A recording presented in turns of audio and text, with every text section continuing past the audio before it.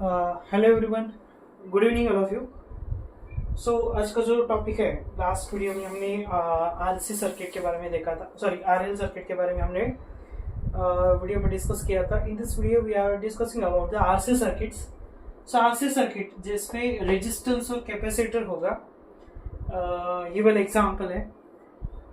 उससे पहले मैं आरसी सर्किट क्या है इसके बारे में एक्सप्लेन करूंगा। आर और सी ऐसा इलेक्ट्रॉनिक सर्किट है जिसमें रेजिस्टेंस और ये कैपेसिटर, ये दो चीजें हैं। ये तो आपका रेजिस्टेंस आर है और एक कैपेसिटर सी है। कैपेसिटर का काम क्या होता है, वहां पे वो स्टोर करता है, चार्जिंग स्टोर करता है, ठीक है, एनर्जी स्टोर करता है, करंट स्टोर करता है, इसका वो काम होता है कैपेसिटर। जैसे कि हमारे चार्जर में होता है कैपेसिटर, बहुत सारी चीज में, फैन, ट्यूब, सब जगह ऑलमोस्ट कैपेसिटर यूज होता है, ठीक है। सो रेजिस्टेंस है। सो ऐसा इलेक्ट्रॉनिक सर्किट है जहां पे हमने बैटरी भी लगाते हैं यहाँ पे, ठीक है। So this is battery, positive negative charge, and E is our battery. So in this video we are discussing about the RC circuit. RC circuit देख सकते हैं आप सामने। सो लास्ट आरसी सर्किट में क्या क्या रेजिस्टेंस और कैपेसिटर है, और यहाँ पे बैटरी भी कनेक्टेड है। अगर ये बैटरी क्लोज करते हैं, अगर करंट शुरू करता है, तो यहाँ से क्या होता है, करंट आ रहा है, यानी कि रेजिस्टेंस से पास होता है, उसके बाद कैपेसिटर से पास होता है, बाद में वो साइकिल कंप्लीट होती है। Again and again it is completing that cycle from battery positive to negative charge, okay. तो यहाँ पे आरसी सर्किट में हम लास्ट वीडियो में हमने किरचॉफ्स लॉ के बारे में बताया था। सो वही लॉ हम यहाँ पे अप्लाई करने वाले हैं। Algebraic sum of the voltage और current at the node is 0, ठीक है। वही लॉ यहाँ पे हम अप्लाई करने वाले हैं। यहाँ पे देख सकते हो आप कैपेसिटी, यहाँ पे रेजिस्टेंस आर है। सो बाय किरचॉफ्स लॉ हम कैसे लिख सकते हैं, बाय किरचॉफ्स लॉ इसको कैसे लिख सकते हैं, दिस इज आर है, voltage across the resistance R, that is Q Ri. Voltage across the capacitor, that is Q upon C. Okay, Q upon C. C मतलब चार्ज होता है यहाँ पे. So is equal to the EMF. EMF यानी कि applied voltage. Resistance across Ri plus current across the capacitor, that is Q by C. Q is here charge and C is a capacitor and E is a battery, that is EMF, electromotive force. ठीक है. सो ये यहाँ पे आप आई देख रहे हो।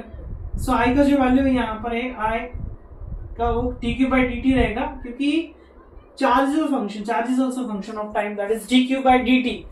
सो ये वाला इक्वेशन आपका कैसा बनेगा, यहाँ पे मैं लिखता हूँ, ये वाला इक्वेशन है r इंटू क्या रहेगा यहाँ पर, dq by dt plus this is q upon c which is equal to capital E, ठीक है।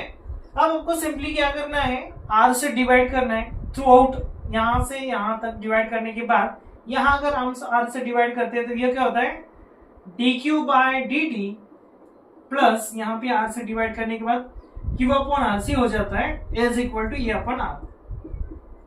सो ये वाला आपका standard equation, linear differential equation है।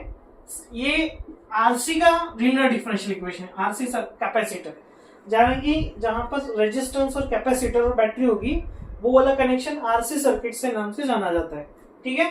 सो यहाँ पे आप देख सकते हो, एक स्टैंडर्ड फॉर्म में मैं यहाँ पे लिखता हूं, जैसे कि हमने देखा था कि कल dy by dx plus py equal to capital Q, ये वाला जो स्टैंडर्ड फॉर्म हमने देखा था, ये लीनियर गिवन इक्वेशन लीनियर इन y है। तो यहाँ पे देख सकते हो, यहाँ पर भी Q है, यहाँ पर भी Q है। So this is the linear equation in Q. Okay?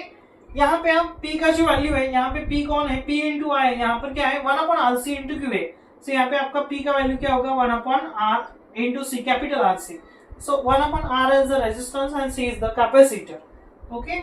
And capital Q का जो वैल्यू है वो E upon R रहेगा, ठीक है। So जो सेम प्रोसेस हमने जो किया था कि हमें क्या करना है, इंटीग्रेटिंग फैक्टर निकालना है, उसके बाद उसका जनरल सॉल्यूशन लिखना है, ये सब चीजें, सभी चीजें हम इस एग्जांपल में डिस्कस करने वाले हैं, ठीक है। सो ज्यादा टाइम खराब करने से अच्छा है कि हम एग्जांपल स्टार्ट करते हैं। ये वो सब चीजें हम जो एग्जांपल है वहां पे हम डिस्कस करने वाले हैं, ठीक है। जितने भी एग्जाम्पल्स हैं शायद एक ही एग्जाम्पल हो सकता है यहाँ पे, एक ही, क्योंकि ज्यादा हम लेना नहीं चाहते, क्योंकि एक ही लेना है लेकिन बहुत अच्छी तरीके से लेना है। और जो भी क्वेश्चन मैं लेने वाला हूँ ये PYQ है, 2020 23 दोनों साल पूछा था, 20 और 23 को ये वाला क्वेश्चन आया था। ये क्वेश्चन बहुत इंपॉर्टेंट क्वेश्चन है, ठीक है आपके लिए।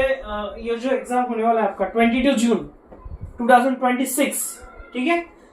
सबसे पहले we need to read question carefully. आपको क्वेश्चन बहुत इंपॉर्टेंट मतलब रीड करना है, क्योंकि आरसी का क्वेश्चन है, यानी कि रेजिस्टेंस कैपेसिटर का है या रेजिस्टेंस इंडक्टेंस का क्वेश्चन है, ये आपको सबसे पहले समझना है।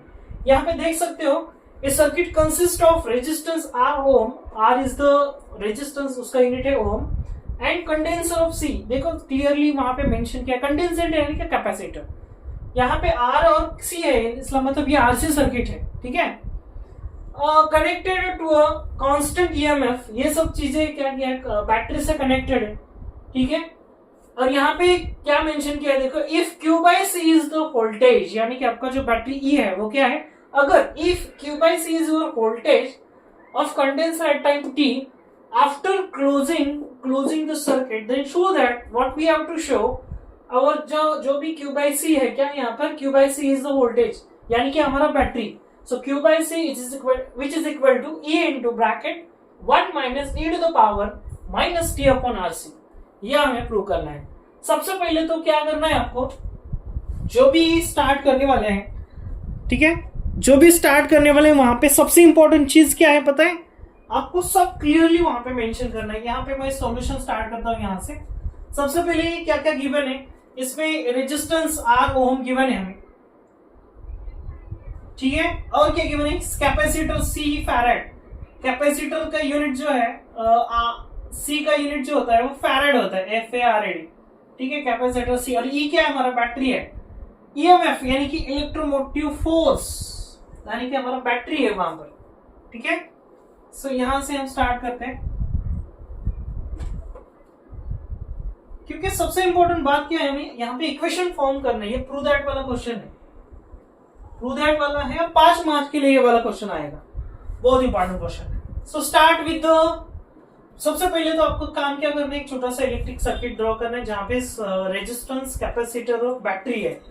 E वोल्ट, E यानी बैटरी, ये लिखने की जरूरत है नहीं, हम डायरेक्टली जो डायग्राम है हमारे वहां पे हम मेंशन करने वाले हैं ये सब चीजें।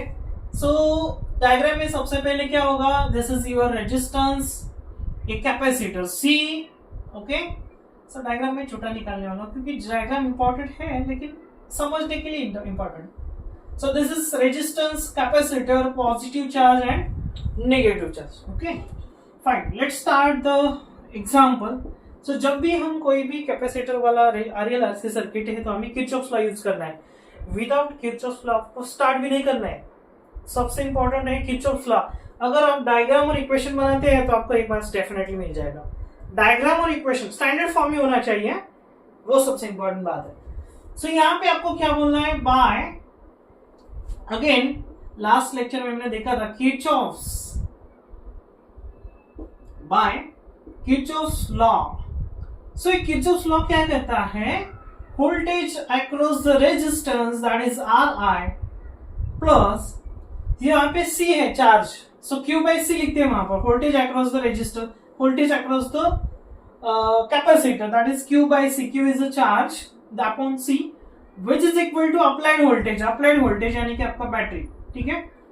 ये वाला आपको इक्वेशन मैंडेटरी है आपको ये वाला लिखने, लेकिन आपको तो पता है यहाँ पे I का जो वैल्यू है क्लियरली मेंशन किया है, हमने स्टार्ट से ही बताया, शुरुआत से ही बताया कि I का जो वैल्यू रहेगा क्या रहेगा, dQ/dt। ये वाला वैल्यू यहाँ पे हम पुट अप करने वाले हैं। Now this become R into dQ/dt plus, so this Q/C as it is which is equal to capital E, ठीक है। नेक्स्ट हम क्या करेंगे, यहाँ पे R जो है R से थ्रू आउट डिवाइड करेंगे, तो ये नाउ दिस बिकम dQ/dt, ये स्मॉल q है, प्लस यहाँ पे डिवाइड करने के बाद ये Q/R और C हो जाएगा, A is equal to E/R। सो हमने यहाँ पे क्या परफॉर्म किया है, मैं यहाँ पे लिखता हूँ, ठीक है। क्या किया हमने, dividing by capital R through out हमने डिवाइड किया, तो वो मैंने यहाँ पे लिखा है।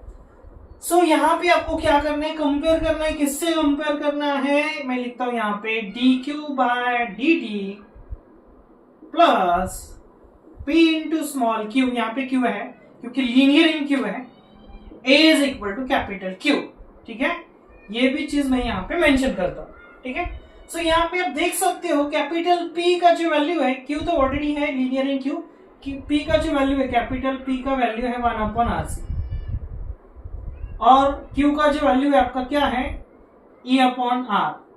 So this is very important, क्योंकि आपको Q और R का वैल्यू पता होना चाहिए, वो मैंने वहां पे मेंशन किया है। Okay fine. सो अब तो पता है, नेक्स्ट स्टेप आपका क्या है, इंडिकेटिंग फैक्टर आपको फाइंड आउट करना है। ठीक है, नेक्स्ट क्या है आपका, indicating factor which is equal to e raised to p into dt, क्योंकि current is charge is a function of time, that is dt।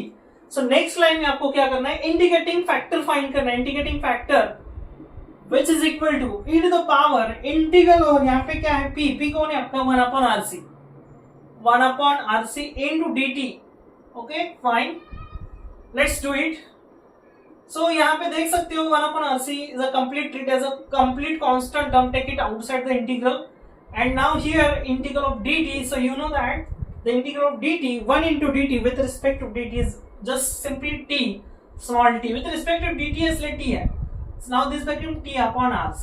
okay, now your integrating factor is what, आपका integrating factor क्या हुआ, yes I repeat again, I write here integrating factor is e to the power t upon capital R and C, this is your integrating factor। now next and most important, यहां तक आपको दो marks easily मिल जाएंगे। आपको क्या करना है, simply diagram draw करना है, किरचॉफ्स लॉ अप्लाई करना है, स्टैंडर्ड इक्वेशन फॉर्म करना है, कंपेयर करना है किससे, dq by dt plus py equal to q। उसके बाद आपको क्या करना है, इंटीग्रेटिंग फैक्टर फाइंड करना है। इंटीग्रेटिंग फैक्टर फाइंड करने से आपका 2 मार्क्स यहां तक इजीली दे देंगे, इजीली मिल जाएंगे। अब 3 मार्क इसको, बाकी का जो बचा हुआ स्टेप है उनको 3 मार्क्स है, लेकिन इंटीग्रेटिंग फैक्टर बहुत इंपॉर्टेंट है।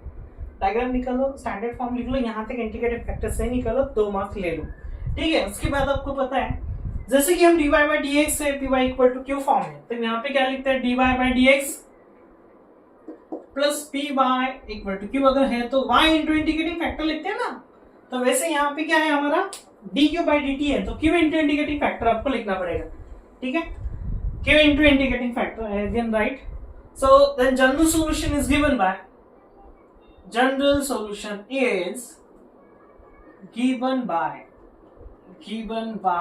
small q into integrating factor which is equal to capital Q into integrating factor dt। अब यहाँ पे प्लस c नहीं लेना है, क्योंकि कांस्टेंट c वैसे तो हम ले सकते हैं, लेकिन ऑलरेडी यहाँ पे कैपेसिटर का c ऑलरेडी प्रेजेंट है, यहाँ पे देख सकते हैं c। So we take A, constant कौन सा भी ले लो, A B C D कौन सा भी ले लो, आपको जो लेना है ले, C छोड़ के ले लो क्योंकि C ऑलरेडी प्रेजेंट है यहाँ पे। So Q into integrating factor, next line में आपको you just need to put all that value, that is integrating factor and capital Q। So here integrating factor is what, e to the power t upon RC which is equal to capital Q, यानी कि आपका Q का value हमने यहाँ पे निकाला है, E upon R है, so आपका E upon R वैल्यू यहाँ पे रहेगा, put as it is, और e to the power integrating factor is t upon RC dt plus that a as it is। okay fine। Next line में आपको तो पता है, मैं यहाँ पे अगेन ये बॉक्स क्यों कर रहा हूँ, क्योंकि बॉक्स बहुत इंपॉर्टेंट है, क्योंकि ये बॉक्स में खजाना है। खजाना यानी कि जो भी आंसर हमारा आता है वो कैसे आता है, इसका for more just since not for more information, since e to the power ax dx which is equal to e to the power ax upon a with respect to dx है, तो e raised to exponential का integration exponential ही होता है, divide by ax का with respect to dx, यानी कि x का derivative 1 होगा और सिंपली a होगा, डिनोमिनेटर में लिखना है। सिमिलरली हियर dt है, तो सबसे पहले हमें क्या करना है, e upon r जो है constant, take it outside, now take the integration of ये कांस्टेंट है ना, बाहर लेंगे, इसका इंटीग्रेशन क्या होगा e raise to t upon RC, वैसे जैसे कि हमने e raise to x as it is, जैसे e raise to t upon RC as it is divided by, अब ये t अपॉन आरसी का जो इंटीग्रेशन है with respect to dt, t का तो 1 होगा यानी कि आपका 1 अपॉन आरसी होगा, ठीक है। ये 1 अपॉन आरसी टर्म आपको क्या करना है, डिनोमिनेटर पे लिखना है यहाँ पे, ठीक है। डिनोमिनेटर पे कैसे लिखेंगे आप, okay yes 1 upon again RC, okay 1 upon RC plus a, c नहीं लिखना है a, एंड ये q इनटू क्या है यहाँ पर e to the power t upon RC है, जो हमें प्रूव करने इसकी तरफ जाने वाला हूं मैं, ठीक है। अब यहाँ पे देखो ये नेक्स्ट स्टेप में क्या होगा, a अपॉन r तो है एज इट इज, ठीक है, इनटू 1 अपॉन आरसी का जो रेसिप्रोकल है वो आरसी होगा, रेसे ऊपर ले जा रहे हैं ना रेसिप्रोकल, और यहाँ पे a raise to t upon RC as it is plus capital A as it is, okay. Let's do the next step, q into e to the power t upon rc, तो यहाँ पे r है, r get cancel, next line में simply आपका क्या होगा e and that c, okay, then e raised to what, yes t upon rc as it is plus a as it is। हम यहाँ क्या करना है नेक्स्ट लाइन में, ये जो e raise to t to the power है ना, e raise to t upon RC, ठीक है, q कैपिटल q, क्योंकि चार्ज हमें निकालना है ना, q upon c equal to हमें प्रूव करना है, तो क्या करेंगे सिंपली क्या करेंगे हम यहाँ पे जो e raise to t upon RC term में डिवाइड करेंगे थ्रू आउट यानी कि LHS और RHS, यहाँ पे अगर डिवाइड करते हैं तो आपको q इज इक्वल टू क्या मिलेगा, e रेज़ टू EC और e raise to RC upon e raise to t upon RC, so that will get cancel, EC रहेगा सिर्फ यहाँ पे, और a इंटू, क्योंकि डिवाइड कर रहा है इससे, तो यहाँ पे अगर डिवाइड करते हैं e raise to t upon RC से ये कैंसिल हो जाएगा, यहाँ पे डिवाइड करेंगे तो e raise to t upon RC cancel हो जाएगा, और a into 1 upon a upon है ना, तो हम ऊपर लेंगे उसको, ऊपर यानी कि t upon minus t upon RC करेंगे उसको, क्योंकि डिनोमिनेटर पे है ना, वो न्यूमरेटर पे आने के बाद रेसिप्रोकल होगा और नेगेटिव साइन वहां पे आएगा, ओके फाइन। हमें सबसे इंपॉर्टेंट बात क्या करनी है हमें, यहाँ पे जो c दिख रहा है आपको, ठीक है, सॉरी c नहीं है, यहाँ पे जो a यानी कि क्या है आपका कांस्टेंट है, सो उसका वैल्यू हमें फाइंड करना है, ये वाला हमारा टास्क है। सो ये वाला a का वैल्यू है, कांस्टेंट टर्म है ना, तो कैसे फाइंड करते हैं इसको, तो इनिशियल कंडीशन तो आपको अप्लाई करना पड़ेगा, इनिशियल कंडीशन कहाँ पे अप्लाई करते हैं, ये वाला इक्वेशन 1 में आपको क्या करना है, अप्लाई इनिशियल कंडीशन, यहाँ पे क्या बोलना है, अप्लाई इनिशियल कंडीशन मतलब इनिशियली आपका चार्ज 0 होगा, और क्या चीज है, टाइम और चार्ज दोनों 0 होंगे, टाइम और चार्ज दोनों चीजें आपके क्या होंगे, 0 होंगे।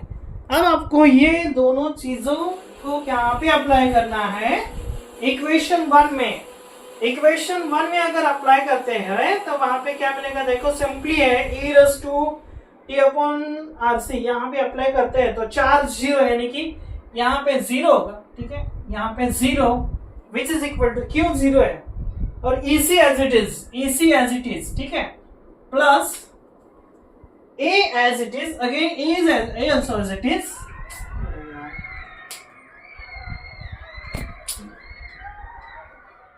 ओके दोस्तों, तो हमने यहाँ पर इनिशियल कंडीशन अप्लाई किया था, इनिशियल कंडीशन अप्लाई करने के बाद ये Q यहाँ पे 0 है और टाइम 0 है, ये दोनों साइमल्टेनियसली आपको क्या करना है, ये वाला जो इक्वेशन 1 है वहां पे पुट करना है, यहाँ पे small capital E into C as it is रहेगा, देखो यहाँ पे एज इट इज रहा है, वहां पे क्या किया, इनिशियल कंडीशन अप्लाई किया, टाइम भी 0, यहाँ पे जहाँ t दिख रहा है, यहाँ पे t है ना, so a into e to the power t जहाँ पे 0 है, क्योंकि यहाँ पे 0 पुट करेंगे तो डायरेक्टली क्या आ जाएगा, e रेज़ टू 0 पावर हो जाएगा, और e रेज़ टू 0 होने के बाद वो directly answer e raise to 0 क्या होता है 1, यानी कि 0 is equal to AC as it is plus a रहेगा, यानी कि आपका जो a का वैल्यू रहेगा वो क्या होगा, माइनस EC, a का वैल्यू क्या होगा, माइनस EC।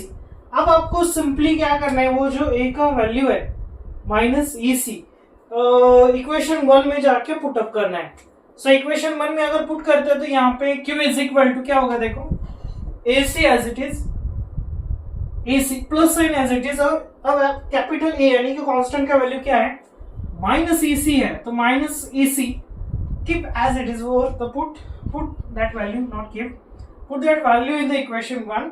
यहाँ पे e raised to क्या है, देखो e raised to minus r upon e raised to minus t upon RC है, एज इट इज रहेगा, ठीक है। नेक्स्ट दोनों पे देखो EC है, तो Q is equal to EC हम कॉमन ले सकते हैं। कॉमन लेने के बाद यहाँ पे सिंपली 1 रहेगा, माइनस साइन, क्योंकि प्लस माइनस माइनस होगा, ये माइनस साइन, ये प्लस माइनस माइनस, और यहाँ पे क्या रहेगा देखो, क्योंकि ये तो हमने बाहर लिया है, तो यहाँ पे सिर्फ क्या होगा, e to the power minus t upon RC, ठीक है। माइनस अगर ब्रैकेट नहीं रखे तो ये अच्छा रहेगा, क्योंकि ये प्लस माइनस, ये माइनस रहेगा, कि ब्रैकेट में कैंसिल करता हूँ प्लस माइनस, क्योंकि एक स्टेप आपको बढ़ाना पड़ेगा अगर आपको अच्छी तरीके से, क्योंकि क्या होगा, मैं ये क्यों कर रहा हूँ, क्योंकि अगर आपको यहाँ पे कंफ्यूजन हो जाएगा, क्योंकि यहाँ पे ब्रैकेट लगा है ना, तो ये दोनों चीज मल्टीप्लाई में है। सो EC बाहर लिया, यहाँ पे 1 हुआ, माइनस EC वैसे भी बाहर है, यहाँ पे e to the power minus t upon RC। अब सिंपली आपको क्या करना है, प्रूव में क्या करना है, Q अपॉन C है ना, तो C वाला टर्म यहाँ पे आएंगे, सो Q अपॉन C हो जाएगा ये, और ब्रैकेट में क्या रहेगा, small c 1 minus e raise to power minus t upon RC।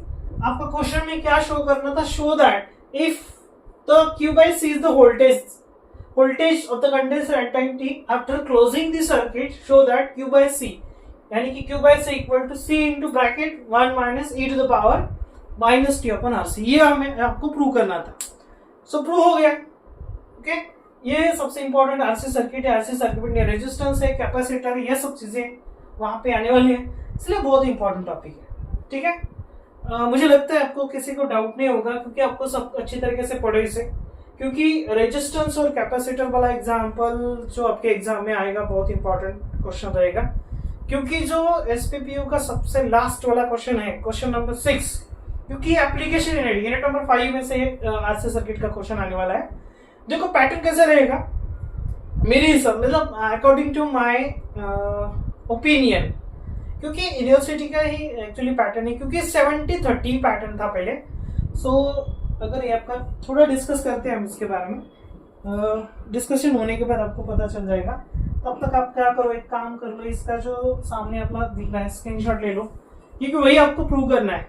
मैं पैटर्न के बारे में थोड़ा सा आपको बताता हूँ, ठीक है। ये अगर हो गया है क्वेश्चन अच्छी तरीके से स्क्रीनशॉट हो गया आपका, तो मैं इसका पैटर्न के बारे में हम डिस्कस करते हैं। सो पैटर्न डिस्कस करने के बाद सब पहले आपको क्या करना है, जो भी कोई भी आपका RC और RL का प्रॉब्लम है, RC और RL, तो आपको जो डेरिवेशन है वो कॉमन रहेगा, डेरिवेशन, ठीक है। डेरिवेशन में या तो आपको करंट निकालना है, ठीक है, और यहाँ पे लास्ट वाला स्टेप क्या है, देखो Q है, Q by C, ठीक है।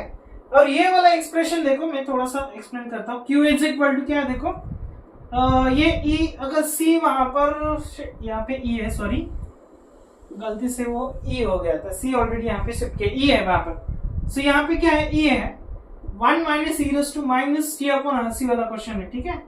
इसे हम डिफरेंशिएट करते हैं विथ रिस्पेक्ट टू t, तो ये क्या हो जाता है हमारा dq बाई dt, ठीक है।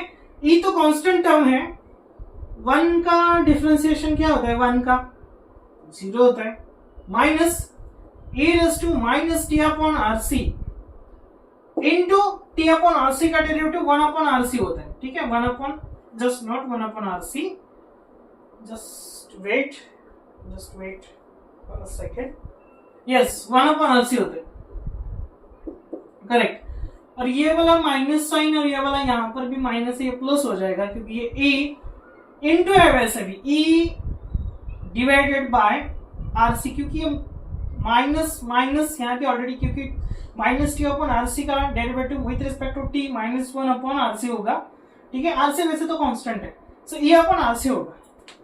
तो ये आपका dq बाई dt मतलब I है, करंट है आपका। तो यहाँ पे अगर क्वेश्चन कंटिन्यू कर सकते हो, मतलब आप करंट भी निकाल सकते हो, क्योंकि ये से डिफरेंशिएट करने के बाद ये वाला आपका आंसर मिल जाएगा, ये आपका रिक्वायर्ड करंट होगा, ठीक है। इसी टाइप का भी क्वेश्चन रहेगा आपको करंट फाइंड करना, ठीक है। Let's discuss about the question paper pattern, okay. So question 6 के बारे में हम डिस्कस करेंगे, सिर्फ 6 के बारे में, ओके फाइन, क्योंकि ये वाला एप्लीकेशन लास्ट था हमारा, एक्चुअली लास्ट एप्लीकेशन है। ऑलरेडी हमने न्यूटन्स लॉ ऑफ कूलिंग के ऊपर एक वीडियो बनाया है, ऑर्थोगोनल ट्रैजेक्टरी के ऊपर एक वीडियो है, ठीक है। उसके बाद यस आरएल और आरसी सर्किट के ऊपर हमारा वीडियो है। तो आपको जितने भी वीडियो में आप देख सकते हैं, आईएमपी क्वेश्चन वाले भी मेरे कुछ वीडियो है। आईएमपी क्वेश्चन वाले वीडियो कहाँ पर है, इसी यूट्यूब चैनल पे जाके आपको टॉपिक वाइज मैंने लास्ट पीवाईक्यू जितने भी आए थे वो पीवाईक्यू सब मेंशन किए। तो इसमें यूनिट नंबर 6 में सबसे इंपॉर्टेंट टॉपिक कौन सा है, देखो Newton's law of cooling.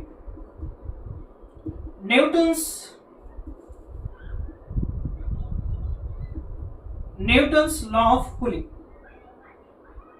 Newton's सबसे इंपॉर्टेंट टॉपिक, क्योंकि डेफिनेटली 1001% में कह सकते हैं इसी के ऊपर 100% क्वेश्चन रहेगा।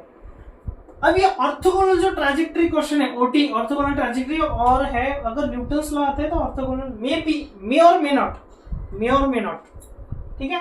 सो नेक्स्ट क्वेश्चन, और एक क्वेश्चन है हीट इक्वेशन। हीट इक्वेशन के बारे में बहुत आपने पढ़ा होगा, हीट इक्वेशन में डेफिनेटली एक क्वेश्चन रहेगा इसके ऊपर। हीट इक्वेशन यानी कि आपको one dimensional heat flow, steam pipe वाला एग्जांपल वो भी रहेगा, एक वो रहेगा, या तो आरसी सर्किट का एक क्वेश्चन आएगा या आरएल का आएगा, दोनों में से एक क्वेश्चन डेफिनेटली रहेगा। और कौन सा है, rectilinear motion, RM rectilinear motion. So आपको डेफिनेटली 4 क्वेश्चन आने वाले हैं, 4 में से आपको 2 ही अटेंड करना है। आपको न्यूटन्स लॉ बिल्कुल ऑप्शन में नहीं डालना है, आरएल से भी बिल्कुल ऑप्शन में नहीं डालना है, ओटी और ये तीनों क्यों बोल रहा हूं मैं, एक से है न्यूटन्स लॉ ऑफ कूलिंग और ऑर्थोगोनल ट्रैजेक्टरी, ये एक सॉरी हीट इक्वेशन, ये दोनों एक जैसे क्वेश्चन है, ठीक है, एक जैसे मतलब इजी है। ऑर्थोगोनल ट्रैजेक्टरी भी सबसे इजी, अगर आपको कुछ रूल्स है उसके 4-5 वो पता होने चाहिए। आरएल और आरसी एग्जैक्टली सेम है, आरएल यानी कि रेजिस्टेंस इंडक्टेंस और आरसी मतलब रेजिस्टेंस और कैपेसिटर। तो आप अगर आपको नहीं करने तो आरएम वाला ऑप्शन में डाल सकते हो आरएम, क्योंकि Newton's law orthogonal trajectory heat equation RL RC, ठीक है। अगर आप आरएम ऑप्शन में डालते तो कोई फर्क नहीं पड़ेगा, क्योंकि तीनों में से तीनों लेट्स अगर न्यूटन्स में आता है, ऑर्थोगोनल नहीं आता है, ठीक है, छोड़ दो उसको, न्यूटन्स कर रहे हैं आप लोग, हीट इक्वेशन में क्वेश्चन आएगा, और बाकी क्या आरएल और आरसी, डेफिनेटली आरएल और न्यूटन ये कंफर्म 100% गारंटेड क्वेश्चन आता है इसके ऊपर, ठीक है। अभी आरएम के भी ऊपर आएगा, डिपेंड करेगा, अगर ओटी है तो आरएम डेफिनेटली आएगा, क्योंकि आरएम थोड़ा सा डिफिकल्ट टॉपिक है बच्चों के लिए, तो इसी के ऊपर 100% क्वेश्चन रहेगा। अभी वो क्वेश्चन किसका बचा है, आरएल या आरसी, ये तो फिक्स है, या तो आरएल आएगा या तो आरसी आएगा। ओटी ऑर्थोगोनल ट्रैजेक्टरी, अब ये जो क्वेश्चन है जितने भी पीवाईक्यू मैक्सिमम आप ट्राई करो पीवाईक्यू, और पीवाईक्यू क्वेश्चन के ऊपर मेरा वीडियो ऑलरेडी है, आपको वहां पे जाके क्या करना है, सर्च करना है, टॉपिक वाइज मैंने वहां पे मेंशन किया है, थंबनेल जाके पढ़ना है, वहां पर आपको डिस्क्रिप्शन में डिटेल समझ में आएगा कि क्या क्वेश्चन है क्या नहीं, ठीक है। Okay, we will stop for here, like comment share तो आप करिए। 22 जून को आपका पेपर है, 22 जून को आफ्टरनून सेशन है, आपको पेपर जो रहेगा 2 to 4:30, 2.5 घंटे का टाइम है। सो 2.5 घंटे में आपको 24 मार्क्स लाना है, क्योंकि 60 आउट ऑफ 60-40 पैटर्न है आपका, 60-40 में आपको सिर्फ कितना मार्क्स लाना है, you just have only 24 marks, 60 में से आपको सिर्फ कितना लाना है, 24 मार्क्स लाना है। सो 10 MCQ रहेंगे और 14 मार्क्स आपको इसे लाना है। 10 नहीं आ सकते, 14 ट्राई कर लो कि ज्यादा से ज्यादा क्वेश्चन अटेंड करना है, 40 प्लस तक जाओ, 40 प्लस तक जाओगे तब 24 आपको मिल जाएंगे definitely. Okay, we will stop over here. Bye all of you. Have a good day.